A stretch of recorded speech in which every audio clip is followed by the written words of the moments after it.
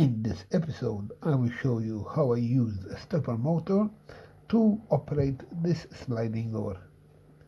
Stick around.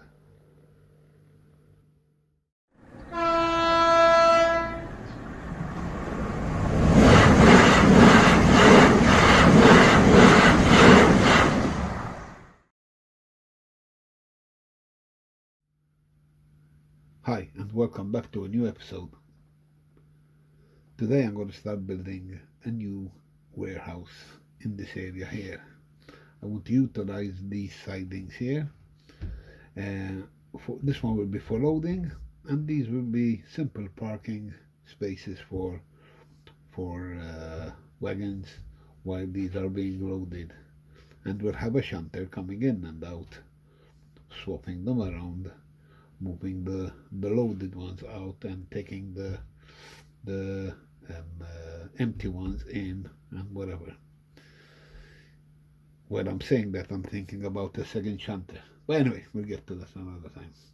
So what I would like is to have something like this coming in here, park alongside, which would be a loading bay or loading platform or whatever, and we will have a large warehouse in this area here. I want to have some animation. Obviously it will not be a warehouse for me if the doors aren't animated, and this time I will go for sliding doors. Not sure how I'm going to do it yet. I have an idea. Obviously it involves servos, but let's start building this and then we'll see how we're going to do the animated part later on. Until then. So I started with the platform here. This will be the base for the warehouse.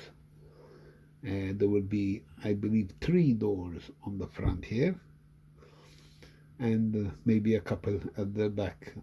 The back doors will be for incoming merchandise or whatever packages to be arriving at the warehouse to be shipped by train. That's funny, shipped by a train. So when I did this, I took into consideration that it's obviously not long enough because the cricket cutter will only go up to about 29.5 centimeters, and I wanted it longer, and this would be, I think I'd best let me reposition my camera. Hang on.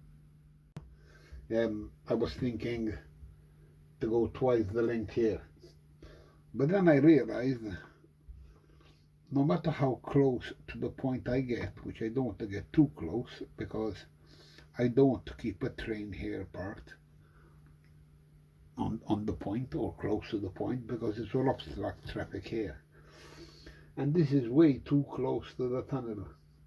Like, it's not right, so it's too long.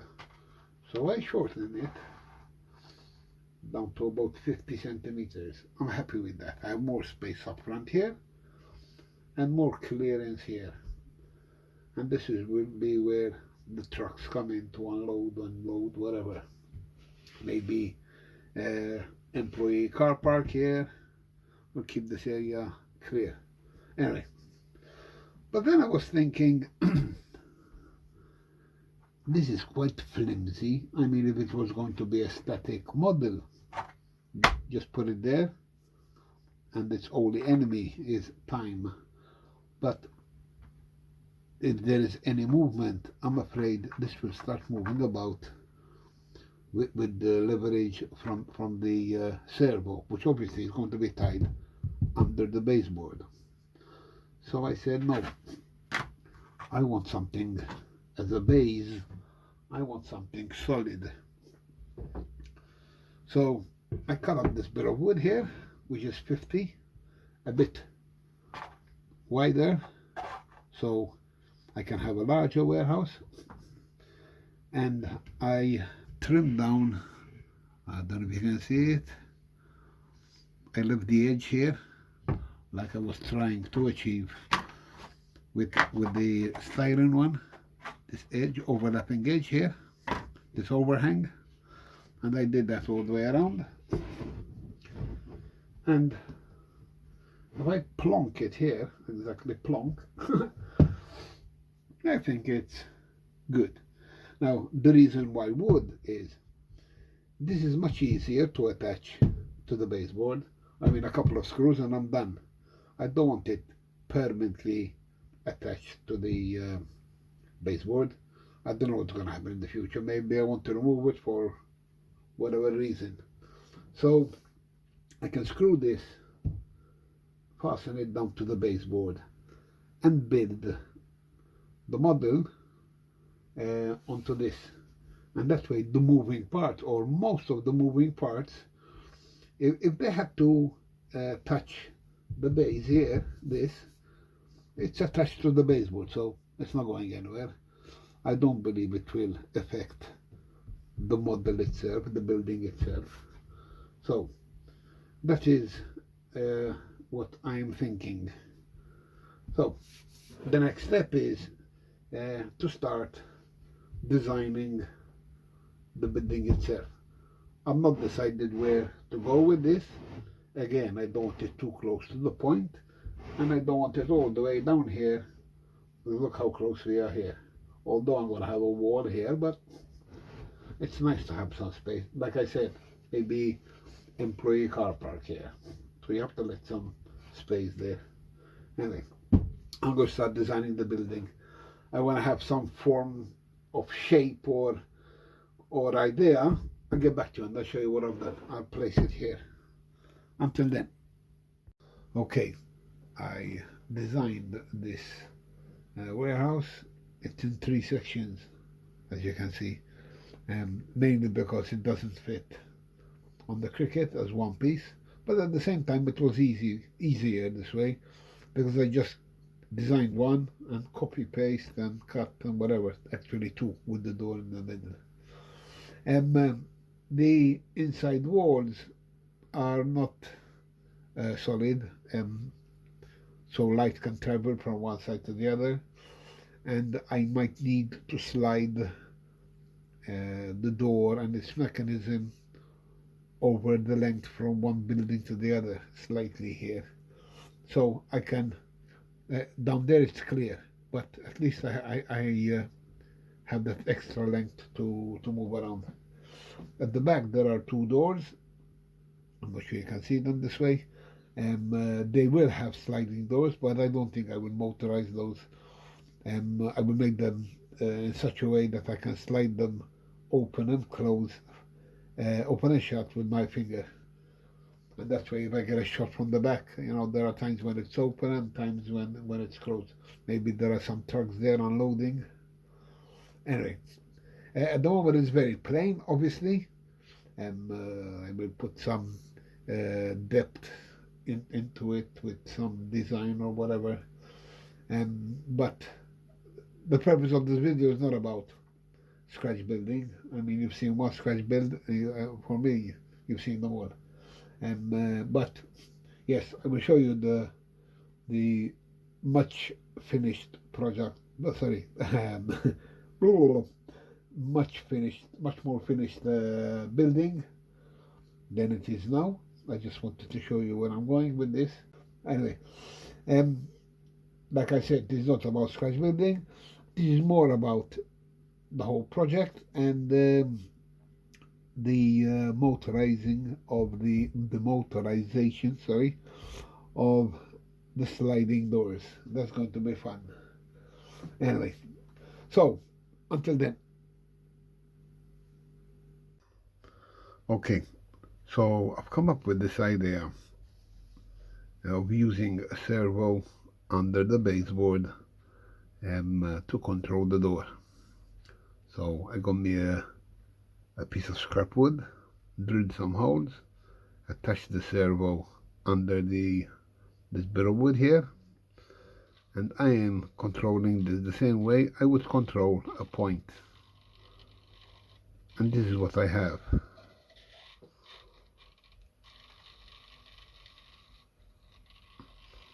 Looks good, but I don't like the noise. I don't like that. And it's not always, it's not consistent. Sometimes it closes properly. You see the gap there? It's supposed to go all the way in there. And I'm really pushing the servo here. There, it's supposed to stop somewhere there. But it doesn't always do it.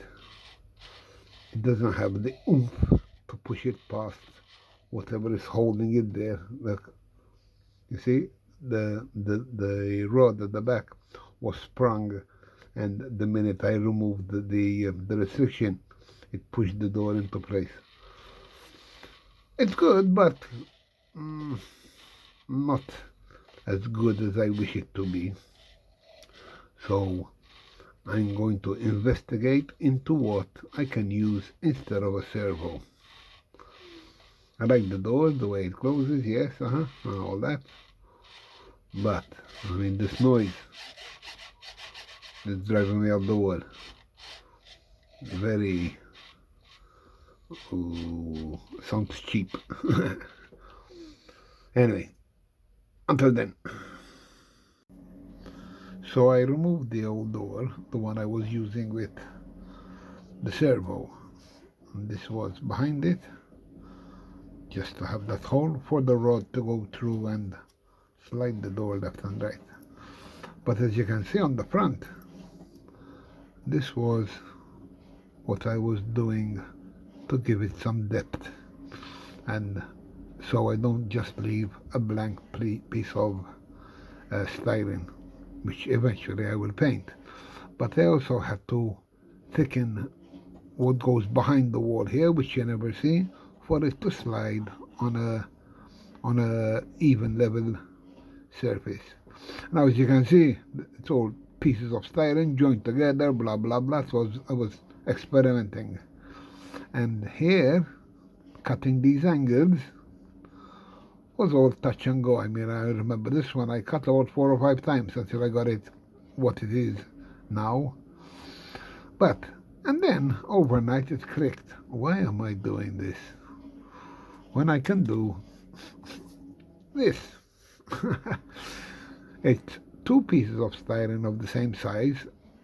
I drew these and cut them out before I glued them together. And now, this is what you get. Exactly what I had before, but a bit neater.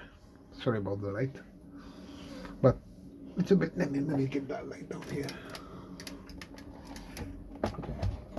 Let's see. There you are. And it's a bit neater. Obviously I will paint it and wrap it up a bit, but at least these are the proper angles now. So I took the motor out. I am planning on using these motors. This is a stepper motor. It has a board that comes with it, which is addressable on an Arduino, which is perfect for my use. I 3D printed this, and hang on, let me find it. This is one of them. I have a rack and pinion for the backside, for the inside of the door, where I have to drill a hole here, sink this down, obviously, because I put it on top of the board. It's going to show through the windows, and the door isn't that high. So I'm going to sink it down here, this level, and glue this or a piece of it to the back of the door, and it will drive the door left and right a bit smoother. I can control the speed and the acceleration on this motor, which makes it a lot more realistic. And there isn't that dreaded noise. Okay, so I want to drill this, sink this motor in there, and give it a go, and I'll show it to you. This is just a temporary piece of wood. I have the proper base, it's on the layout, it's still removable, but I will have to draw that up to make sure I drill in the right place. And I want to think, I'm not sure if it's 3 or 5 of them, it depends. I'll have the front 3, yes, all motorized. The rear 2, I'm not sure. Chances are I'll just have a door there, not fixed. It will slide, but manually. So when I'm shooting something from the back, with the video from the back, I can open it, it will look nicer. Anyway, let me stick this in there, power it up, and show it to you working. Hopefully a lot better than you last saw that thing moving with the servo. Until then. Okay, so I managed to embed the motor into the wood there and installed the gears that I needed to. So I have set up my Arduino on the side here. This is an Ep78 in the background here with the motor driver for the stepper motor. A very simple sketch which allows me at the moment to press C for close, O for open in the serial monitor of Arduino IDE, and where I originally started with X values, and now I have dialed them down to open and close in the exact position, which for me looks great for this door. So I'm going to close, I press C, I'm going to close the door. And tell me what you hear besides that noise.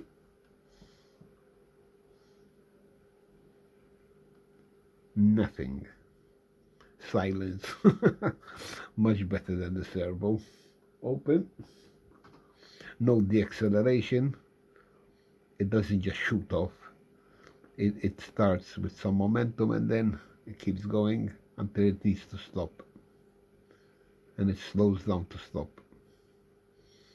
Perfect. Close again. And halfway through, I can stop it and open it again like I just did now. I pressed open, it needs to slow down and start back up again. And it will stop exactly where it had to stop. I've also set it that when I switch off in the open position, the Ep78 remembers its position. Otherwise, if I switch off on an open position and I had to tell it to close, it would ignore me because it would already be in the closed position. But now it knows on startup, it's open. So close again for the last time.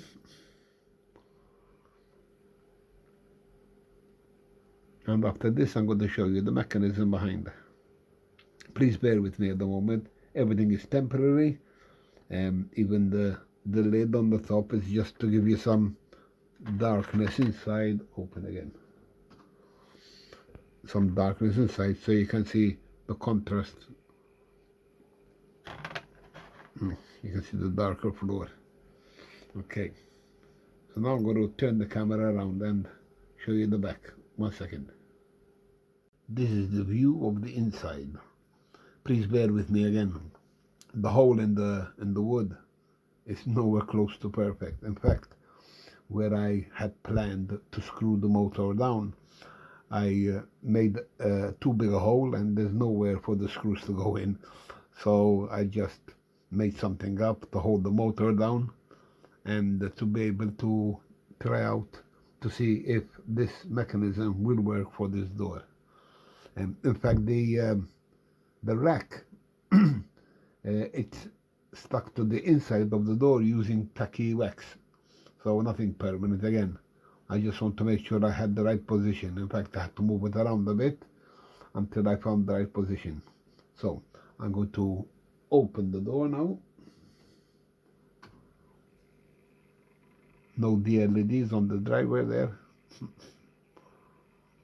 And there it is. Just pulling the door open. And close it again.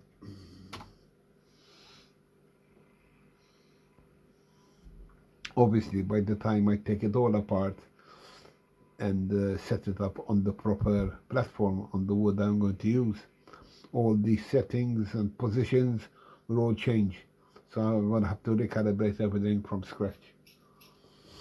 So this is done. The next time you will see this, hopefully, it will be in place, ready, painted, and all 3 doors working. Hopefully remotely from within iFrame. Anyway, it's going to be a few weeks until then. Okay, we're back. I've painted it. It's installed in place. The doors are working. I just have a few more windows to do around the sides and at the back here. I'm too much in a hurry to get this video out. I don't know why. Maybe I'm anxious.